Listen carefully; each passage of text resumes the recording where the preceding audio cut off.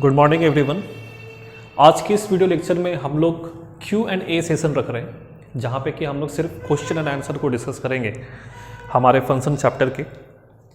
1 function, on to function है ना, bijection है नहीं है, ये सब हम लोग को चेक करना है। तो क्वेश्चन नंबर 1 है ये NCERT का क्वेश्चन, को ध्यान से पढ़िए।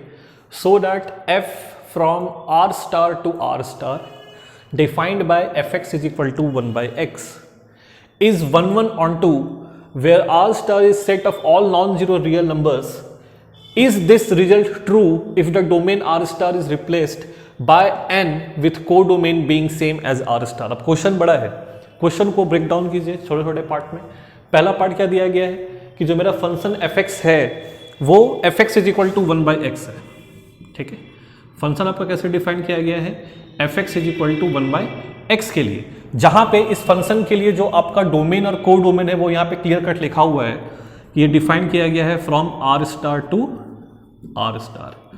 अब ये r स्टार क्या है इसके बारे में बताया गया है, where r star is set of all non zero real numbers.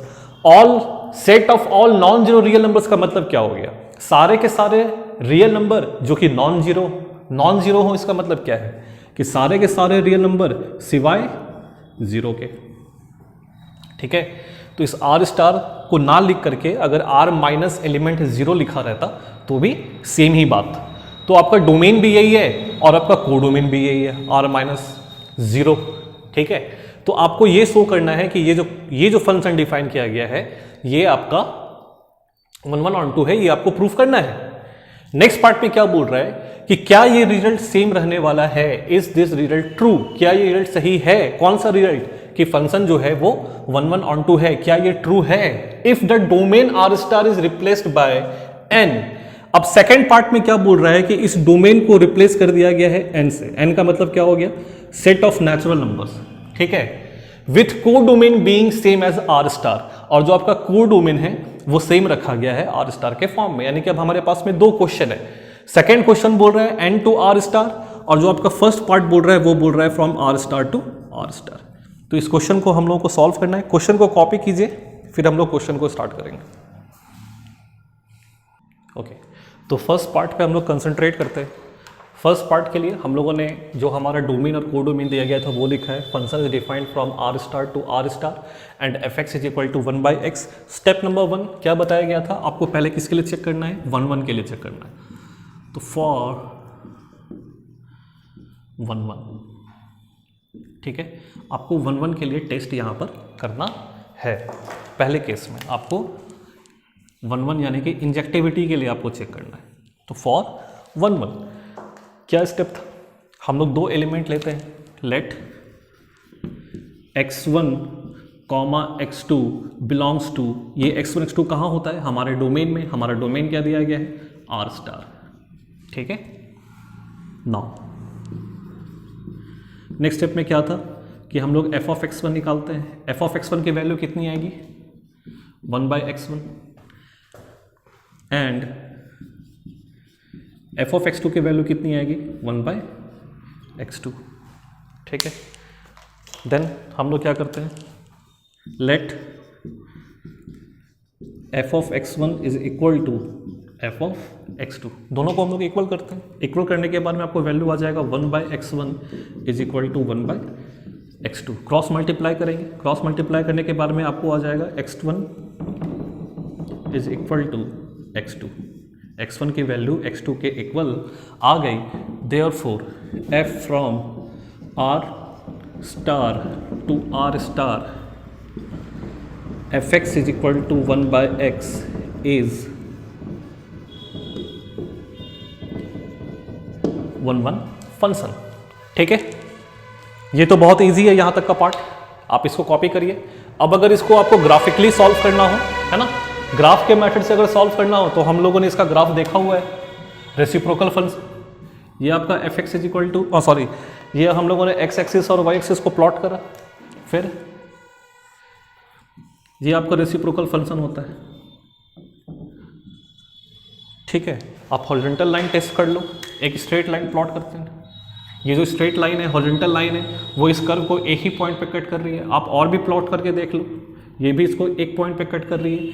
ऐसी कोई भी हॉरिजॉन्टल लाइन नहीं हो सकती जो कि इस कर्व को दो डिस्टिंक्ट पॉइंट पे कट करता हो। तो ग्राफिकल मेथड से भी हम लोग प्रूव कर सकते हैं कि जो हमारा फंक्शन है वो एक 1 1 फंक्शन है। ये ग्राफ किसका है? ये ग्राफ है fx is equal to 1/x का। तो यहां तक कॉपी करिए। ओके, तो अब हम लोग ऑन टू के लिए चेक करेंगे। तो फॉर ऑन टू जो स्टेप बताया गया था कि let y is equal to fx, यानी कि y is equal to 1/x है ना। यहाँ से आपकी x की वैल्यू कितनी आ रही है? x ऊपर जाएगा तो y नीचे आ जाएगा। That is x is equal to 1/y, 1/y। अब आप ये बताओ, जैसे ही आपने यहाँ पे 1/y लिखा, आपको ये सोचना है कि इस y में, इस जगह पर क्या कोई y की वैल्यू ऐसी है जो हम लोग नहीं रख सकते हैं, यानी कि हमको y के बारे में सोचना है ना। तो यहाँ पे नीचे में 0 नहीं आ सकता। ये तो हम लोग को पता है कि जो वैल्यू है y वो कभी भी 0 नहीं हो सकती। That is y belongs to real number -0। ये हमारा y का वैल्यू आ रहा है। और हमारा कोडोमेन क्या है? कोडोमेन भी तो हमारा r स्टार है। And codomain is equal to r star which is equal to r minus 0। तो क्या हमारा डोमेन, क्या हमारा कोडोमेन और जो हमारा रेंज जो निकल करके आया है वो सेम है क्या? बिल्कुल सेम है ना। यही तो प्रूफ करना था कि जो हमारा y का वैल्यू है और जो हमारा कोडोमेन है वो इक्वल आ रहा है। ठीक है, ग्राफ से भी हम लोग चेक कर सकते हैं। अगर ग्राफिकल मेथड आप लोग को अप्रोच में लेकर के आना है तो ग्राफ में हम लोग कैसे चेक करते हैं? हम लोग y के वैल्यूज़ को ध्यान से देखते हैं। तो ये जो कर्व है वो y एक्सिस के किस हिस्से को कवर करता है? ये कर्व y एक्सिस के सभी पॉइंट्स को कवर करता है, लेकिन 0 कभी नहीं आएगा क्योंकि ये ग्राफ टच ही नहीं कर रहा है ना x एक्सिस को। यहाँ पे भी सारे के सारे वैल्यूज़ आ रहे हैं, लेकिन 0 वाला वैल्यू कभी नहीं आएगा। इसलिए ग्राफिकल मेथड से भी जो हमारा कोडोमेन है और जो हमारा रेंज है वो सेम आ रहा है। जैसे ही आपने सेम करा, जब आप यहाँ पे सेम कर चुके हो, y की वैल्यू r-0 है, तब इन y के वैल्यूज़ के लिए x के वैल्यूज़ पे भी आपको चर्चा करना है। इस बात का हमेशा ध्यान रखिएगा। कई सारे ऐसे क्वेश्चन मिलेंगे जहाँ पे कि आपको सॉल्व करने के बाद ये भी ये पार्ट और ये पार्ट सेम आ जाए, यानी कि जो हमारा रेंज है वो कोडोमेन के इक्वल तो आ जाएगा, लेकिन फिर आपको x के वैल्यू के लिए भी तो चेक करना पड़ेगा। अब आप यहाँ पे y की कोई सी भी वैल्यू रख दो, कोई सी भी वैल्यू रख दो। y की वैल्यू 1 रखो, y की वैल्यू 2 रखो, y की वैल्यू 3 रखो, x का जो वैल्यू मिलेगा वो मेरे डोमेन के अंदर में, क्योंकि x पर जो कंडीशन दिया गया है वो सिर्फ एक ही कंडीशन है कि 0 नहीं हो सकता। ठीक है, अच्छा, यहां से ही हम लोग सेकंड क्वेश्चन के बारे में चर्चा करते हैं। सेकंड वाले क्वेश्चन में दिया गया है कि इस जगह पर आपका क्या आ जाता है? एक नेचुरल नंबर आता है, यानी कि डोमेन में क्या है? नेचुरल नंबर है। लेकिन जो हमारा y का वैल्यू है, जो कोडोमेन है, उसमें क्या सिर्फ नेचुरल नंबर है क्या? नहीं ना। जो हमारा कोडोमेन है, यानी कि जो हमारे सेट B जो हमारे पास में है, उसमें तो सारे के सारे नंबर है, सिर्फ 0 को छोड़ के। अच्छा, ये देखिए, ये हमारा r स्टार का सेट है और ये नेचुरल नंबर का सेट है। यहां जो नंबर है वो तो 1 2 3 4 के जैसा है, लेकिन यहां पे जो नंबर है उसमें माइनस नंबर भी है ना। 0 नहीं है, 1 2 2.5 3, ये सारे नंबर है। ठीक है, अब आप ये सोचो कि इस कंडीशन के अनुसार मेरा y का मान 0 नहीं हो सकता, लेकिन y का मान 2 तो हो सकता है। y का मान यहाँ पे 2 हो सकता है या फिर नहीं हो सकता? बिल्कुल हो सकता है। जैसे ही आपने y का मान 2 रखा, जब आप y का मान 2 रखोगे, आप चेक करो तो आपको x की वैल्यू कितनी मिलेगी? x की वैल्यू आपको मिलेगी 1/2 विच इज इक्वल टू 0.5। अब क्या ये x इज इक्वल टू 0.5 मेरे इस नेचुरल नंबर के सेट में है क्या? नहीं। जब ये नंबर इस जगह है ही नहीं, इसका मतलब इस 2 का एसोसिएशन होने वाला है क्या? क्या 2 का कोई प्री इमेज मिलने वाला है क्या? नहीं मिलेगा। इसका मतलब ये 2 नंबर जो यहाँ पे लिखा हुआ है, इसका कोई भी प्री इमेज हमारे सेट n में नहीं है। तब तो ये 1 1 फंक्शन, तब तो ये ऑन टू फंक्शन नहीं हुआ ना, जो कि हम लोग को सेकंड क्वेश्चन में प्रूफ करना है।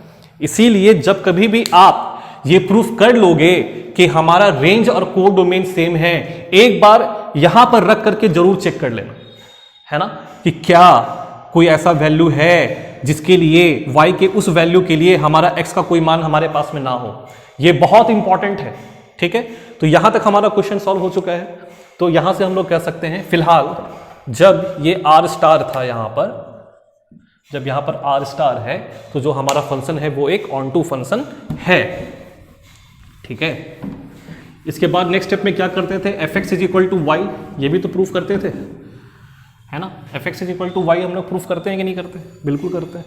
हमारा जो x का वैल्यू है वो कितना आया है, x का वैल्यू आया है हमारा 1/y, और जो y है that should not be equal to 0। चलिए अब जो हमारा एफ एक्स है इसका वैल्यू कितना होगा, एफ एक्स का वैल्यू आपको मिलेगा f ऑफ 1/y। अब इसको फंक्शन में रखिए, 1 divided by 1/y which comes out to be y। ठीक है, एफ एक्स की वैल्यू y आ चुकी है। ठीक है, अब इसके बाद हम लोग क्या लिखेंगे, हम लोगों को लिखना है y की वैल्यू हमारी है कैसी, तो for y belonging to r star, जो हमारा y का मान है वो r स्टार है, यानी कि 0 नहीं है।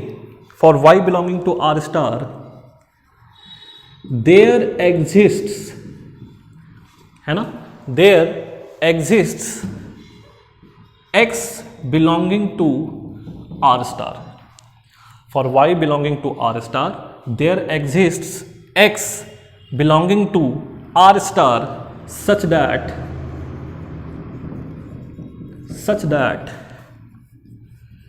fx is equal to y. Therefore, जो हमारा फंक्शन fx है is on to, तो पहले वाले केस में 1 1 प्रूफ हो चुका था, सेकंड वाले केस में ऑन टू प्रूफ हो चुका है। इसीलिए जो हमारा पहला पार्ट है क्वेश्चन का वो हम लोग शो कर चुके हैं कि जो हमारा फंक्शन है वो 1 1 ऑन टू है। अब हम लोग सेकंड पार्ट को करेंगे।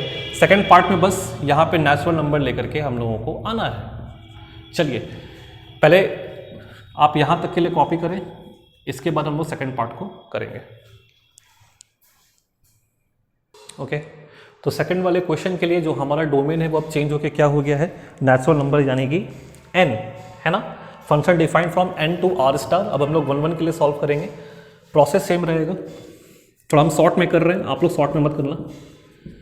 f of x1 is equal to f of x2 करेंगे और यहाँ से वैल्यू आएगा 1/x1 is equal to 1/x2, cross multiply करो, यहाँ से x1 is equal to x2 आप लोग को आने वाला है।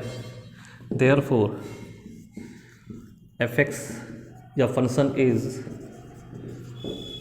1 1, है ना। फंक्शन तो हमारा 1 1 है, ये प्रूफ हो चुका है। तो यहाँ तक आप लोग कॉपी करिए, इसके बाद फिर हम लोग ऑन टू के लिए चेक करेंगे।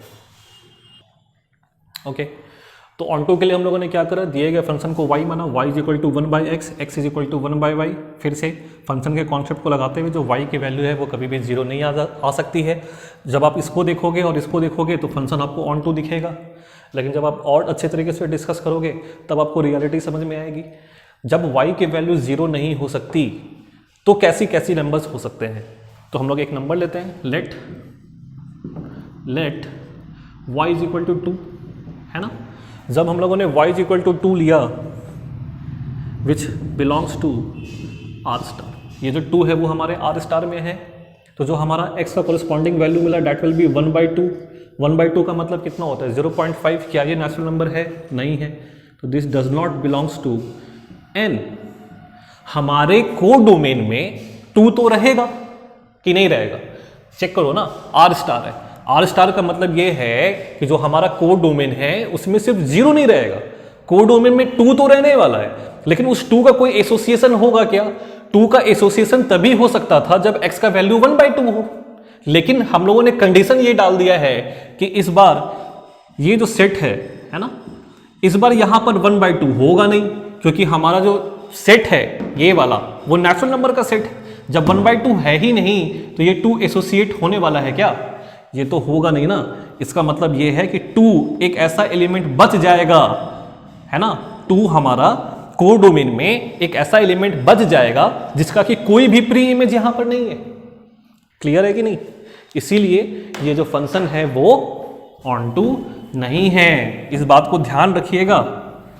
भले ही यहां से आपको ये दोनों मैच हो गया है, लेकिन फंक्शन के डोमेन को भी ध्यान में रखना है। आगे से इस बात को बिल्कुल ध्यान रखिएगा।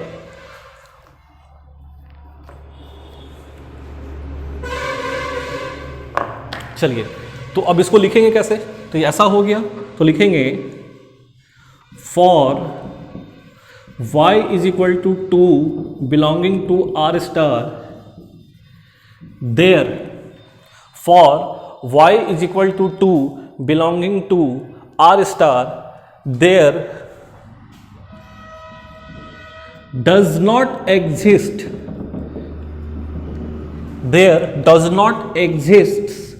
any x belonging to n, है ना। y इज इक्वल टू 2 के लिए कोई भी ऐसा x यहां पर हमारे सेट में नहीं है जिसके लिए हमारा फंक्शन f ऑफ x का वैल्यू y आ जाए।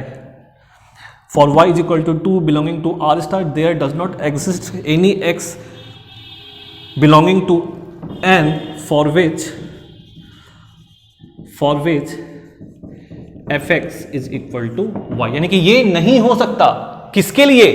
y इज इक्वल टू 2 के लिए, क्योंकि y इज इक्वल टू 2 रखने पे जो हमारा x का वैल्यू है वो नेचुरल नंबर नहीं आ रहा है। तो यहां तक आप लोग कॉपी करेंगे, क्वेश्चन यहां पे सॉल्व हो चुका है। देयरफॉर क्या लिखोगे? जो मेरा fx है is not on 2, fx is not on 2, यहां तक कॉपी करिए।